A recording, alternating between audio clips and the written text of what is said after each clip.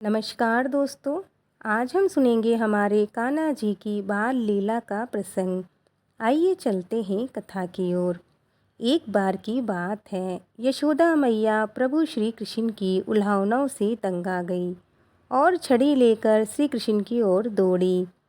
जब प्रभु ने अपनी मैया को क्रोध में देखा तो वह अपना बचाव करने के लिए भागने लगे।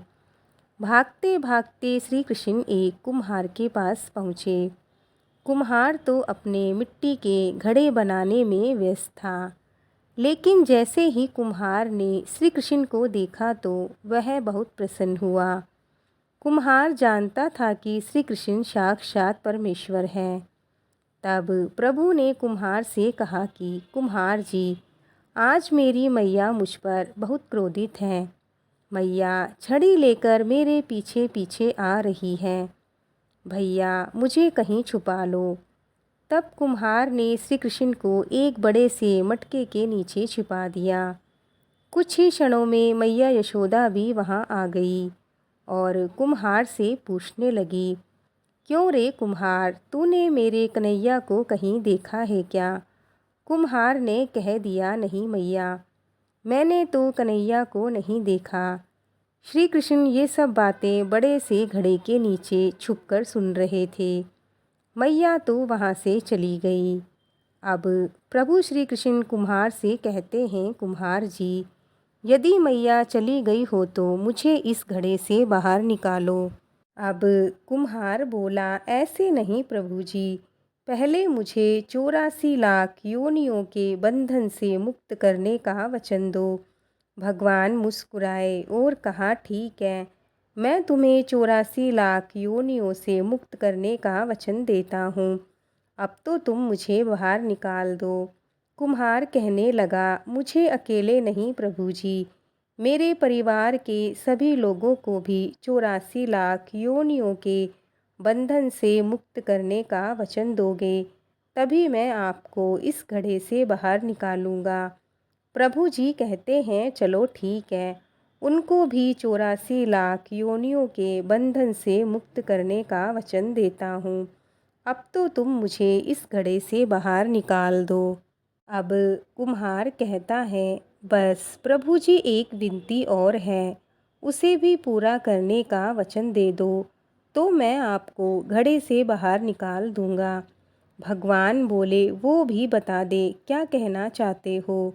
कुम्हार कहने लगा, प्रभु जी, जिस घड़े के नीचे आप छुपे हो उसकी मिट्टी मेरे बेलों के ऊपर लाद के लाई गई है।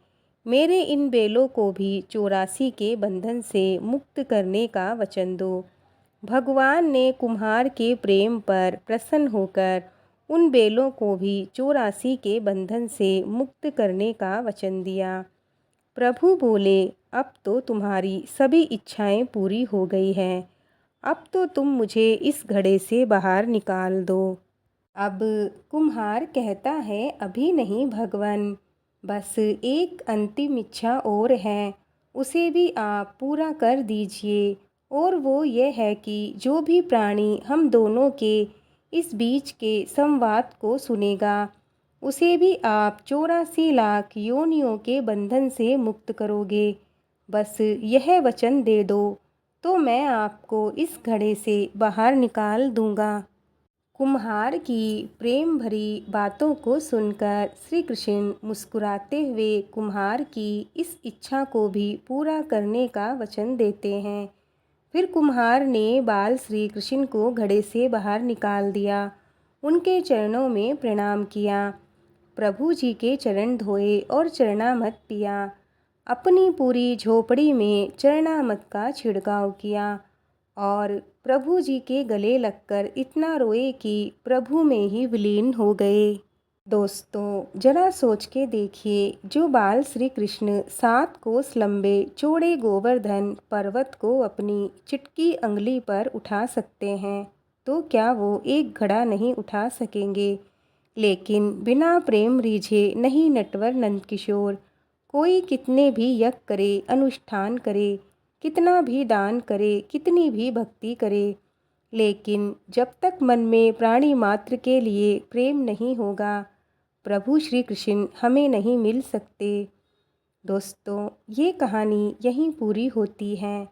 बोलो श्री कृष्ण भगवान की जय। आपको आज की कथा कैसी लगी हमें लाइक कमेंट करके ज़रूर बताएं। मिलते हैं और एक नई कथा के साथ।